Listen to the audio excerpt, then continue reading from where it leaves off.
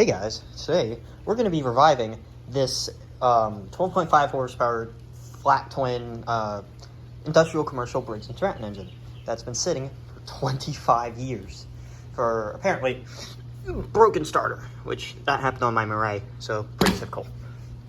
But yeah, I guess I need to try and fix this starter or buy one, and then we'll get started on that and maybe we'll make it run. This engine, there's definitely evidence that it has sat for so long. I mean, look at how thick that dust is. That's like it's like 1/8 of an inch of dust. And bug.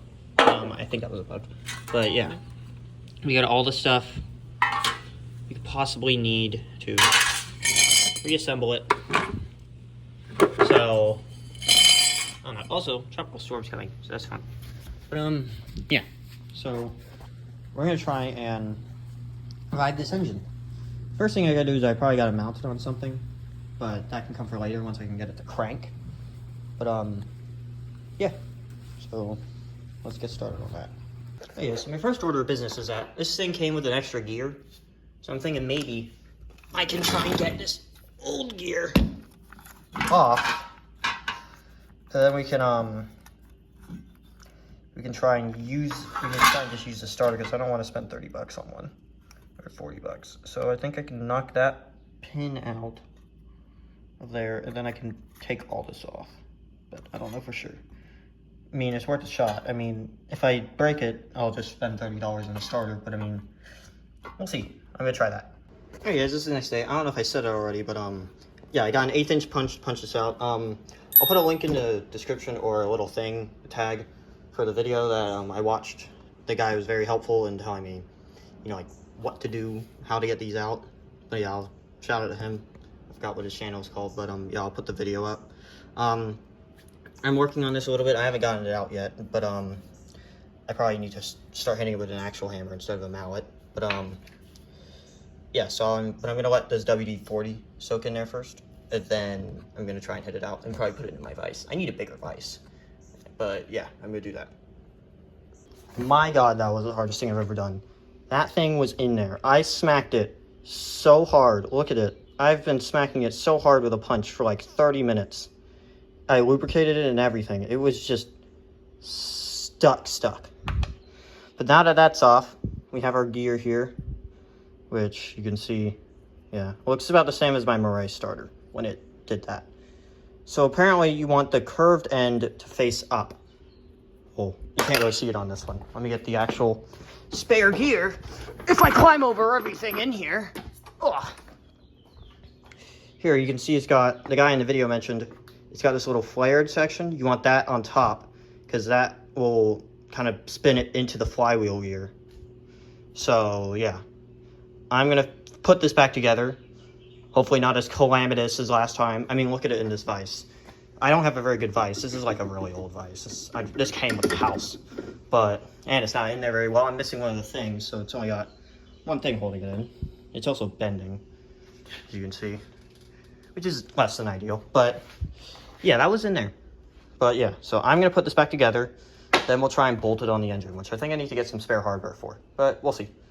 All right, I got our new starter gear on there with minimal damage, you know, just, it's fine. That doesn't actually do anything. But, yeah, so now you can see functions correctly. Spins up and then engages and then it will fall back down. So now I gotta mount this on here. And I assume it goes on this side and mounts to these 2 bolt holes. Problem is, I've tried fitting it in here before. Just doesn't seem to really go in there. It's like, yeah, I can get it kind of close. Oh, now you do it perfectly when I'm filming. Oh, come on. Yeah, so let me see if I have the hardware for that, and I'll try and mount it on there. Okay, guys, I could only get one starter bolt in there. It's genuinely possible to get the other one in there. But I've hooked up this battery charger, engine starter, directly to the starter and to ground. And I'm just gonna turn it on.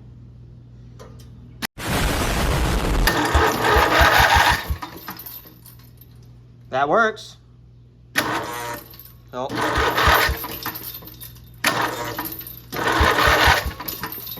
very violent. Well, now we need to mount it. Then it should work. Guys, I mounted it on this piece of wood, and now it's a little floppy, but it's less floppy. So, now I'm gonna try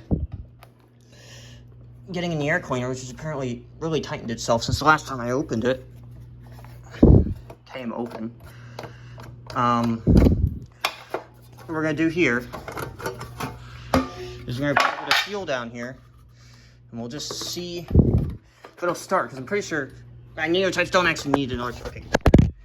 I don't think they actually need an electricity source. So, in theory, if I just put gas down this, it should start. So let's do that. All right, I put some gas down it. Let's give this a shot. Come on. Oh, the gear's stuck. There we go. Okay.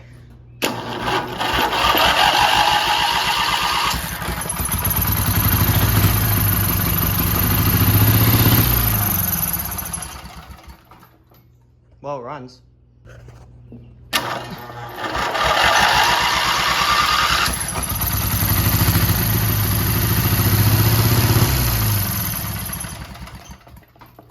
Well, guys, now that we know that it runs, I guess it's time to, you know, reassemble it.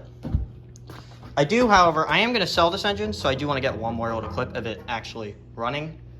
So I'm going to do that real quick. Hey guys, well, I was going to reassemble it, but I'm leaving to go to Washington, D.C. tomorrow morning, and I need this video done. So, yeah, this is what you're getting. Sorry. This is the outro. But, yeah, I got it to run. I wasn't expecting that to be that easy. I was expecting at least something else to be wrong with it. But, yeah, the body crane and this engine and me, we'll see you next time. Bye.